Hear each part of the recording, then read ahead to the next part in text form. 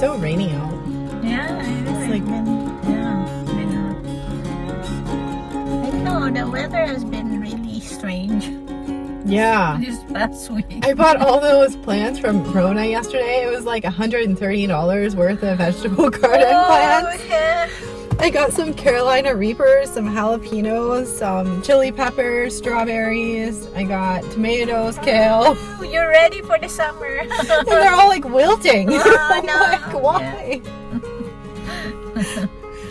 Good morning, everyone. Welcome back to my channel. My name is Bethany. I have Ehlers-Danlos syndrome, and I also have a feeding tube.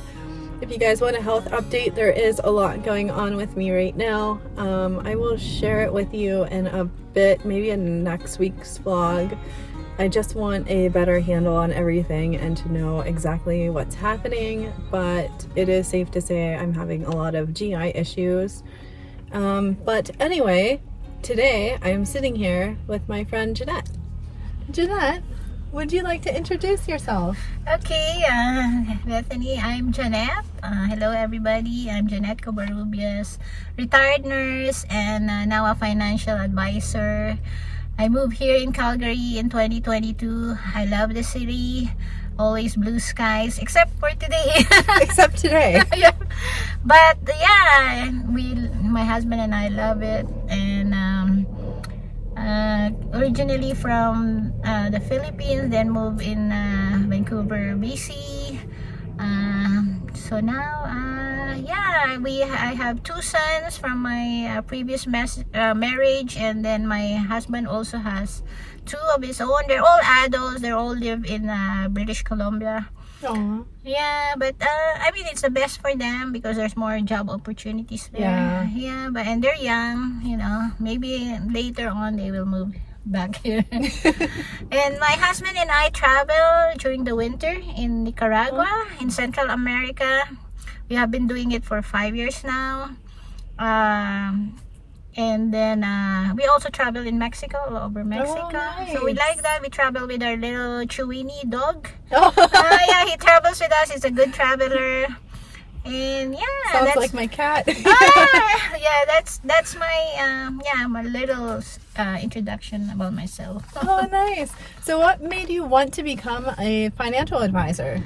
Okay, so I'm as I told you, I'm a retired nurse, and kinda as a nurse before, I was working with individuals in the community, usually in the community, dealing with a chronic illness, and I was a dialysis nurse, so mostly in the chronic kidney disease clients. Work in the chronic kidney clinic. And it gave me a really like fulfillment. And now, because after I retired, I said to my friend, hey, I want to change. And I always like learning. I always move from one area of nursing to another. Yeah. So, and she said, oh, why don't you try financial advising? And I said, oh yeah, I don't have any knowledge about finances, even my personal or my husband. So I said, oh, and then I learned I challenged myself. I challenged myself to take the exam, and then so I got licensed. So that's why, and then I said, oh, and there's a part of the financial advising that I can help people. So I said it's connected to my nursing, right? Like helping people. So in a different way, like now in finances. That's why I became a financial advisor. Oh, wow. So what is RDSP? RDSP is like a short for Registered Disability Savings Plan. It's actually introduced by the government of Canada in 2008. And it's helping individuals to save, especially with person with disability and chronic illness, to save for the future. Because as you know, people with disability and chronic illness, there's up and down. So mainly government is wanting people to save up for their future, for their retirement, or for other like needs like treatment, medication that's not covered by the health plan. Right. There's a lot like that, actually. Yeah. Unfortunately. So if your spouse works and has a well-paying job, would this disqualify someone from receiving RDSP? Actually, no. With the RDSP, it's actually amazing that you can still get the grant. There's a disability savings grant, which the government will give $3,500 annually if your family net income is less than $95,259. $95,000 is in the higher income tax bracket. Right. So even though you are in that higher income tax bracket, the government will still give you this grant. But now there's another thing in the RDSP, the bonds. So when you say grants, it's always the government will match whatever you contribute. So if you give $1, for example, RESP, a lot of people know RSP, the Education Savings Plan. Government is always giving 20% for the kids' education, but in RDSP it's like 300% they're gonna match for the first 500. But the disability savings bond is more for low income family. Their net income is lower than 47,000, more or less. They will get the priority for the bonds, and even though they don't contribute, they will get 1,000 annually. Wow. But for higher income, they won't get that, or it will be like depending on your income, the government will give you more or less 800, 500. So it really depends on the family net income. Okay. So who can open an RDSP? To receive the RDSP, you are a recipient of the disability tax credit. So if you have chronic illness, there's actually a lot of illness included. People don't know it. They think they're only physical, but also like chronic illnesses, like chronic kidney disease, cancer. If you qualify for disability tax credit, then you can open this account. And you need a valid social insurance number, and below 60 years of age, and of course a resident of Canada. So what is a personal contribution to an RDSP? A personal contribution meaning that you are putting in your own money. So you're putting in your own money. If you put in even $120 a month, $125 a month, government will match that with a grant. Should be like a legal representative, your legal representative, your family member, your spouse, an agency that's taking care of you, but not company. RDSP is more like who has legal authority to contribute. Your spouse, your family member, grandparents can also contribute.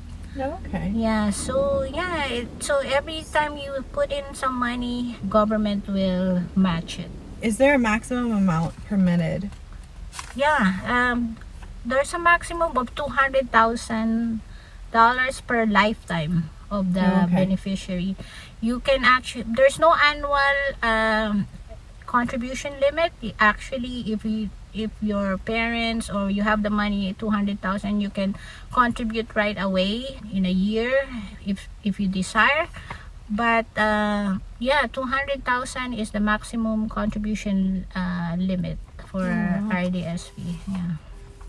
So can you use the money in an RDSP to buy a house or for post-secondary education? Yes, definitely. Once you the thing with RDSP, because it is to secure the future of people with disability and chronic illness, government wants that money with the bonds and the grants locked in, it's like they encourage you to have that money for 10 years in the fund, so that that money will grow. So that money that grows in the fund for 10 years, after 10 years you can do whatever you want. You can buy a car with it, you can spend it for your rent, treatments, medications. As long as you have the fund, you have the money in the fund for 10 years, then government will not ask you to give back the grants and bonds. Only if you withdraw before that, then you will have to return that money. But anyway, there's always an exemption to the rule, right? So if, I don't know, maybe if the person with disability is really sick, there's always an exemption that could permit the person to take that money out before the 10 years. How do you transition an RDSP being managed from an advisor to personally managing it? Actually, it's fairly easy. If you don't want the money or from I'm a financial advisor. Of course, I want my clients to put it in like a company like Mackenzie. We deal with Mackenzie Investments, which is the second largest investment company in Canada. I would want them to put there, but if it's their desire to transfer it and manage on their own, which I don't advise because it's really hard to time the market. You should have a lot of knowledge, you know. But with Mackenzie, there's like always kind of evaluating the funds, making sure that it will grow. They have a specifically special mutual funds for the RDSP that making sure that it's protected or well balanced, because they know that this is needed by people with that needs a secure future, Right. for their medication or equipment or whatever they need, right? During the time that they need it. So yeah, it's fairly easy. If they really want to manage themselves, then they just ask for a transfer to another financial institution. Fairly easy. They just have to call me. But yeah, as I told you, yeah, it's better to have it managed, but actively managed by a really reputable company. Yeah. So why do you think receiving an official diagnosis is important? Yes, because if you have the official diagnosis, then you can easily ask like a nurse practitioner, a doctor, even psychologist and chiropractor, even physio can write can sign for the disability tax credit form. Wow. Yeah. So if you have official diagnosis, it's gonna be easy for them to fill out the form, and then the government will just have to approve it, because it's the CRA that will approve the disability tax credit form. So yeah, it's really the disability tax credit form.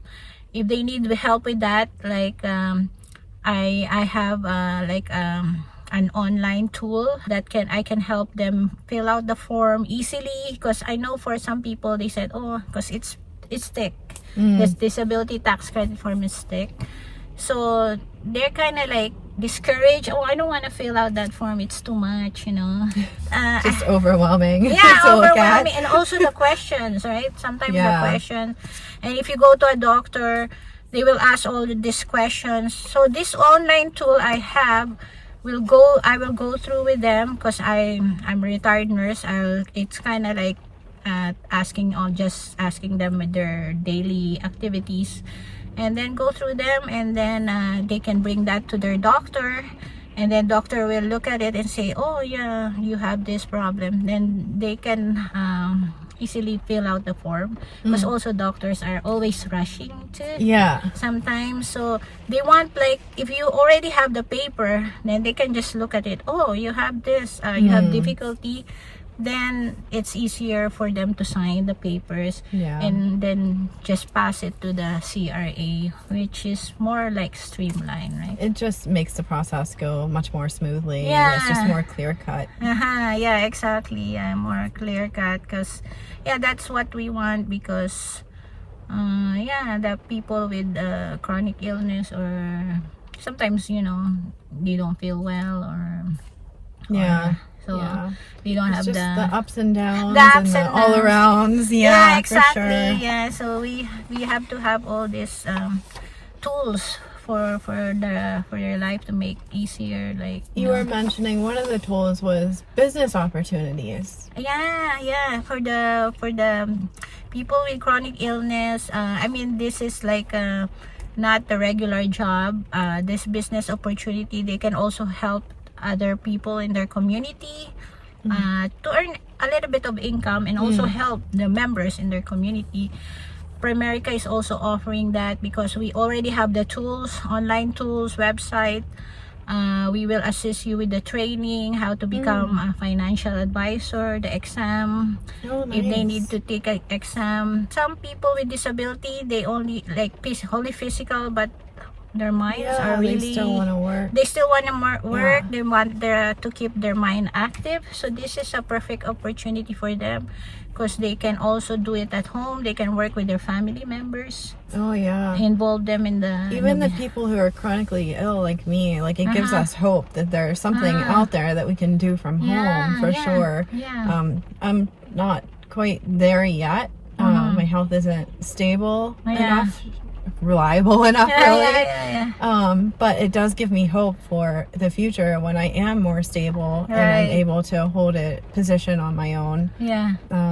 So yeah, I really appreciate that as well, because there's so many, they say there's opportunities out there, but then whenever you're chronically ill and you go online, it's so overwhelming and it's so kind of disheartening, because it's like, where are they? Where are all these opportunities? Yeah. And I think a lot of people just say, well, can't you work part-time? Can't you do this? Can't you do that? Without really thinking about it and thinking about how hard it actually is to find work when you're chronically sick or disabled. It can be quite challenging. Yeah. So it's really nice that you guys are offering because they that. can set their own hours. They can only work when they feel good, you know. Yeah. And then it's not like a set, you know, you have to be here from 5 to 11.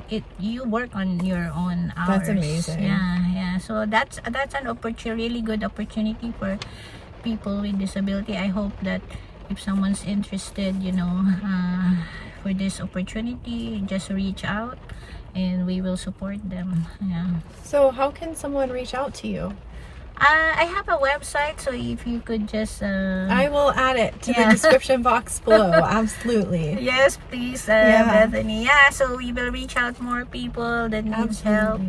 And yeah, I'm the difference between the banks. Okay, there's also banks, but that can offer this. But I deal with we work with Mackenzie Investments. They made it really like streamline all the application process online. And also, as a financial advisor, I have the knowledge as a retired nurse. And then also, I'm available. Like, I would like to give them the best service, because I'm here for them 24/7. And then I can even go to their home. It's like my previous job before, like a home care nurse. I go to my clients' You're used homes. to that. Yeah, I'm used to that. So yeah, I will go to their home. They don't have to travel to the bank, you know. They can reach me by email, phone, text. Oh, perfect. Then, so it's just gonna be more comfortable for them, because I know chronic illness, you always have those ups and downs, and sometimes you don't want to go out, you know. You have to book an appointment. It takes time, you know. It's just exhausting to even think about sometimes. Yeah, but so yeah, that's me, and I hope I can reach out more people, help them to secure their financial future. Thank you so much for joining us today. I know I definitely appreciate it. I know my viewers definitely appreciate you being here and talking with us, not only about the RDSP, but also a business opportunity as well. And you know, that gives us more independence, more confidence, more self-esteem, just a whole new life, basically. Right, yeah. And so I was not expecting that. It was a very nice surprise from you today. So thank you so much for being here. Thank you, Bethany, and also your viewers. I'm glad that I met you. So nice that what you're doing to the community. It is a really big help for them for you to picture healthcare professionals that can help. I'm working on more, so we'll see. I have a few, quite a few on my list. I'm working on it. So, some of them don't want to be on the channel. Oh, really? But I'm still working on it anyway, guys. So if you know of a healthcare professional that is EDS aware and knowledgeable, please send them my way, because I would love to have a nice chat with them in the car drinking coffees. Coffee. Cheers. Cheers. And also share the YouTube channel, Instagram, and do you have Facebook? I don't have a Facebook, but I'm on Instagram as well. It's linked to the YouTube channel. Yeah, subscribe. Subscribe, like and share. Yeah, we need to have this channel expand in hopes to help more people, definitely, and also help people like you and healthcare professionals as well get their stories out there, because there's a lot that you don't have time for in a consultation, I feel. So this is nice to just kind of sit back and just chat as like a person and not a business person or a healthcare provider, and just be real with people about stuff. So I really appreciate that. Yeah, I really like this setup. We'll have to do this again. Yeah. Well, that's it. That concludes the chat for today. I do want to take you on a little mini adventure after this, so I'll see you in a second. Bye for now. Hey guys, I see a lot on social media, people asking why it's important to get an official diagnosis. An official diagnosis is key to improving someone's quality of life. And this can include financial stability and independence, which also affects your mental health, your overall health and well-being. It avoids being gaslit and mistreated and ignored by other healthcare professionals. And even though your health condition may not have a cure, there's almost always a treatment plan that comes along with it. And after having an official diagnosis, you should be taking more seriously. When I walk into the hospital or the walk-in clinic or even my office visits, people take me much more seriously now because I have EDS in my chart. And there's more awareness and education about it as well, which is really nice. And I would like to see more of that happening. It also gives the hospital a baseline in case you have an emergency.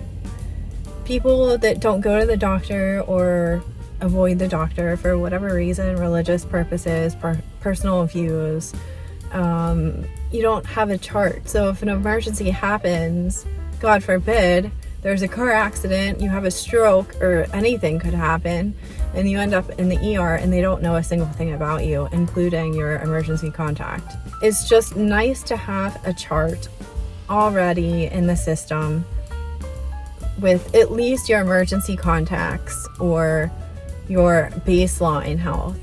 Because what if you're having a comorbidity that comes along with the healthcare condition that you have? Or what if you don't have a healthcare condition and then suddenly you do?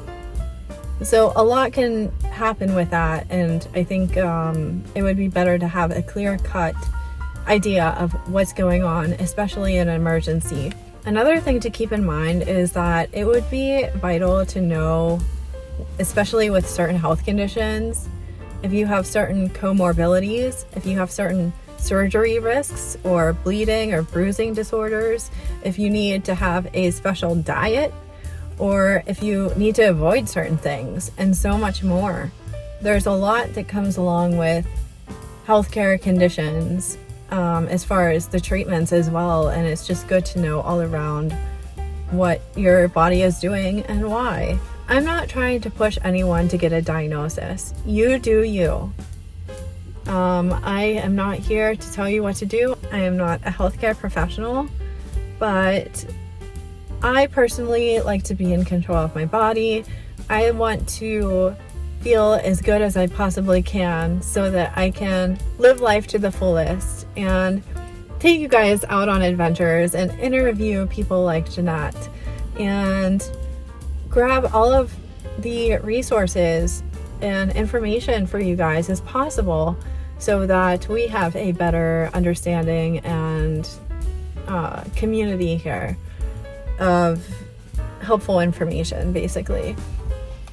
And so, yeah, I just wanted to share why I think it's important to have an official diagnosis in your chart.